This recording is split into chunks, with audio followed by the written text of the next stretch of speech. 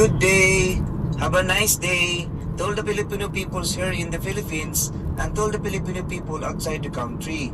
I read, I heard, and I seen the political situation in our country.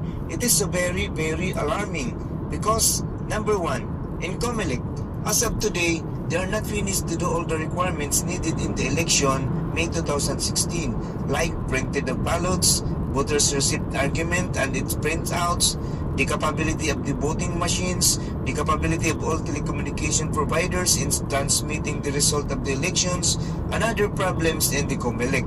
Number two, in political groups, majority of all the provinces in our country have private armies, have political dynasties, killing political enemies, and other election-related violence. The political groups also wasting their millions of money in campaigning their political candidates in all over provinces, cities, municipalities every day, which also that money come from the government when they are in the position. Number three, the budget in the election. Millions of money from the national government are wasted. Budget to the Comelec to take charge in the election for the different budget like the voting machines and other materials used in the Comelec. Budget to the teachers assisting in the election. Budget to the policemen and soldiers keeping peace and order in the election. And budget to the overseas absentee voting for OFW to vote. Because the situation is always like this, it is better to change the election process we have today. In coming 2019, no election 2019, I have a proposed bill to pass in the Congress to become a law, a People's Reform Law Series of 2016. It is stated, no election 2019, change the election process, Raffle draw all the names of all the candidates from the barangay kagawad up to the highest position, which is the president. This concept is what we call Politics Pyramid of the Philippines, PPP. These are the implementing rules of regulation in this politics pyramid of the Philippines. Number one, there are 7 levels in the politics pyramid of the Philippines. In the lower level is the barangay level. Each barangay composed of 1 barangay chairman, 1 vice chairman, and 8 kagawad. The second level is the city and municipality. Each city and municipality composed of 1 mayor, 1 vice mayor, and 8 councilor. The third level is the province level. Each province composed of 1 governor, 1 vice governor, and 8 board member. The fourth level is the district level. In a district, so each district composed of 1 congressman and 1 party list representative. The fifth level is the senatorial level. There are 12 senators in the first batch and 12 senators in the second batch. In the sixth level is the vice presidential level. There are 4 vice president. 1 vice president for Luzon, 1 vice president for Visayas, 1 vice president for Mindanao, and 1 vice president for the OFW. The 7th level is the highest level in this pyramid, which is the president. So 1 president only. So number 2, in the barangay level, only the new candidates are allowed to enter in this politics pyramid of the Philippines. So these are the qualification in the barangay level for the new candidates. Number 1, must be a natural born Filipino. Number 2, can read, talk, and write. Number 3, must be a grade 12 graduate this coming 2019 Raffle. Number 3, in the city and municipality level, that is the second level, the second level, so only the incumbent official in the barangay are allowed to enter.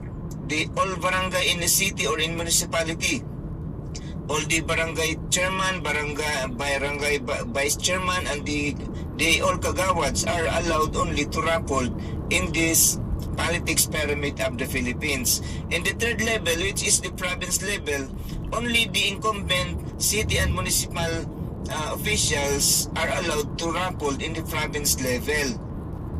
No other are allowed to enter in the province level. All the mayors, all the vice mayors, and all the councilors in the province are allowed only to raffle for the province level. So in the district level, So only the incumbent officials in a province are allowed only to raffle in a district level for a one congressman and one party list representative in its district. And the senatorial level, that is the fifth level. So all congressmen and all representative in all the party list representative are allowed only to raffle being as senators. There are 12 senators to raffle in the first batch in it. And all the in vice presidential level also, all incumbent senators, the 12 senators they finish in the 6 years terms are allowed to raffle for the vice presidential level. So there are four vice president to be raffled. So one vice president for Luzon, one vice president for Visayas, one vice president for Mindanao, and one vice president for the OFW. Then, in the presidential level, that is the highest level, so the four incumbent vice president, after finish the 6 years terms, they are only allowed to raffle being a president. So only one president is raffled. So how to raffle this process? In the barangay level first, so all the candidates in the barangay level, the name of each candidate will write it in a small ball, so similar to lotto draw. Then place all the balls in the draw box, raffled all the balls. The first ball goes out is the barangay chairman. Then the second ball is the vice chairman, and the 8 consecutive balls are the kagawad. So those are the process in the barangay level. The same procedure in the city and municipality level. All the incumbent official in a barangay, after they finish their 3 years in terms in the barangay, so they are qualified to raffle being a city and municipality official. So the same procedure. So the name of all the candidates for the city and municipality, place all the balls in a raffle box, then raffled all the balls. The first ball goes out is the mayor, the second ball goes out is the vice mayor, and the 8 consecutive balls are the councilors. So the same procedure in the province level.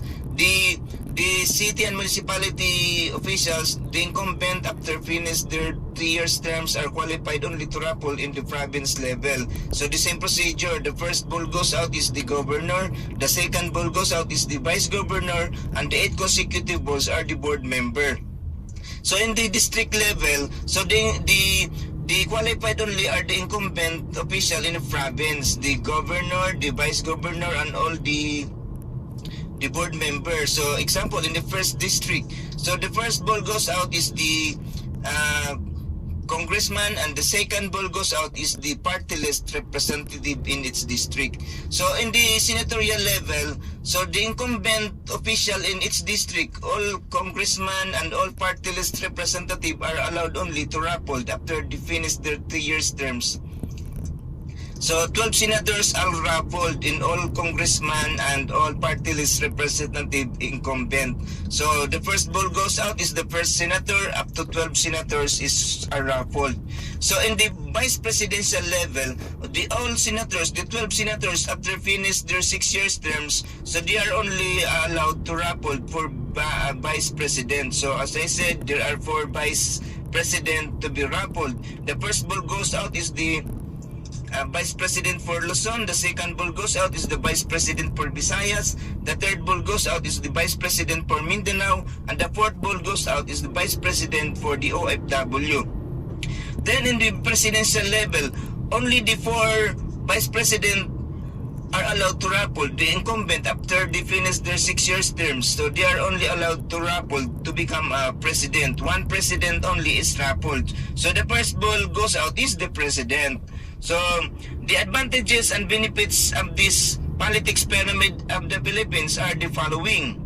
So number 1, we can save millions of money. So the Comelec are wasting millions of money for the take charge in the election, for buying voting machines and other equipment used in the election. So no need for the Comelec to buy that if there is no more election, if we raffled only all the candidates from the barangay level up to the presidential level. So no need for that. No need for budgeting to the teachers in assisting in the election, for the policemen and soldiers in keeping peace and order in the election, for the overseas absentee voting, for the OFW to vote. No need for that. So we raffled only all the candidates. So 5 minutes, 5 seconds only, we know already our new government official. So we can save lives. So because of the election, we are subdivided because of our different political groups. So we are subdivided in the different groups of politics. So that is the result. There are some election related violence. So there are killing political enemies. So we can save lives if there is no more election. So no need for the political candidates for the election because we use the raffle. So number 3, advantages and benefits. We can save time, as I said. So 5 seconds only, we know already our different government official in its level. In the barangay level, 5 seconds only, we know already the government official in the barangay. In the city or municipality, 5 seconds only, we know already. In the province level, 5 seconds only, we know already our government official. In the district level, in senatorial level, in vice presidential level, and the presidential level. So no need for giving time for election period. No need for giving time for campaigning the all candidates in the election because there is no more election. So we can save time. 5 seconds only, we know already our new government official. Number 4, we can sure no election fraud because there is no more election. So we can raffle only the qualified candidates. So no need for that election fraud. Number 5, we can sure no vote buying. So because there is no more election, no need for vote buying because only the qualified candidates are allowed to raffle. So that is the advantages and benefits. Those are the advantages and benefits. Number 6, we can preserve the cleanliness of our surrounding. So because there is no more election, no need for election for the parnillas, for the different political groups. So they use the election materials for campaigning their candidates all over the country. So in the province, in the city, and in the municipalities and on other barangays. So no need for election para parnillas. So we can preserve the cleanliness of our surrounding. So number 7, we can maintain our government official, more experience, more knowledge, more familiarity in handling the position. Because so before he become a president, he served first in the barangay level in 3 years. After 3 years, he proceeded to the city and municipality level for being a mayor or vice mayor or councilor. After 3 years, he proceeded to province level, either governor, either vice governor, or board member. After 3 years terms, he proceeded to district level, being a congressman or party list representative. Then after 3 years, he proceeded to the senatorial level, being a senator in 6 years terms. So he proceeded to vice presidential level, being vice president either in Luzon, either in Visayas, either in Mindanao, or vice president for the OFW. After 6 years terms, he proceeded to become a president. So before he became a president, he served in the government for 24 years, from barangay level up to the vice presidential level. So we sure we can maintain our government official more experience, more knowledge in handling the position in the government. So thank you very much, and we're proud to be a Filipino. The future of our country depends on us.